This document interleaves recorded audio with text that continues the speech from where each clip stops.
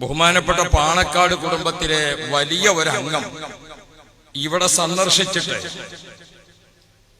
കണ്ണീരിൽ കഴിയുന്ന കുടുംബത്തെ ആശ്വസിപ്പിച്ചുകൊണ്ട് തിരിച്ചു പോകുമ്പോൾ അവർ നൽകിയിരിക്കുന്ന സന്ദേശത്തിൽ ഓർമ്മപ്പെടുത്തുന്നത് മുസ്ലിം ലീഗ് ഒരിക്കലും കൊലയാളികളെ സംരക്ഷിക്കുകയില്ല എന്നാണ്.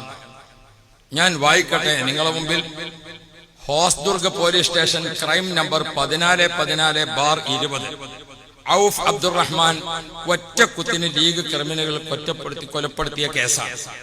1414/20. ഇന്ന് ജുഡീഷ്യൽ കസ്റ്റഡിയിൽ ആയിരുന്ന 3 ലീഗ് നേതാക്കളെ പോലീസിന്റെ ഹർജി പ്രകാരം ജുഡീഷ്യൽ മജിസ്ട്രേറ്റ് കോടതി മുമ്പാകെ ഹാജരാക്കി. പ്രതികൾക്ക് വേണ്ടി ഹാജരായത് കോൺഗ്രസിന്റെ അഭിഭാഷക സംഘടനയുടെ സംസ്ഥാന സെക്രട്ടറി തന്നെ.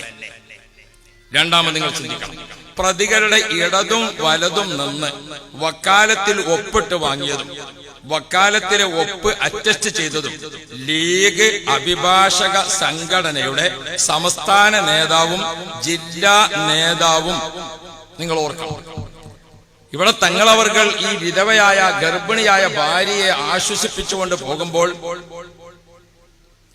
മീഡിയക്കാരോട് പറഞ്ഞത് കൊലയാളികളെ സംരക്ഷിക്കുന്ന പതിവ് ലീഗിനില്ല എന്ന്. ബഹുമാന്യരായ തങ്ങളെ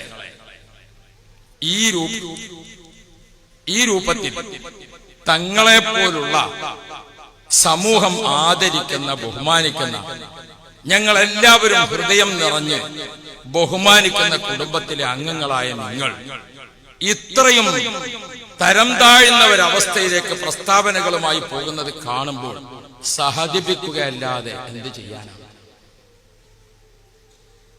ഞങ്ങൾക്ക് പറയാനുള്ളത്, ഞങ്ങൾ ബദർ സുഹദാഇന്റെ പിൻഗാമികളാണ്.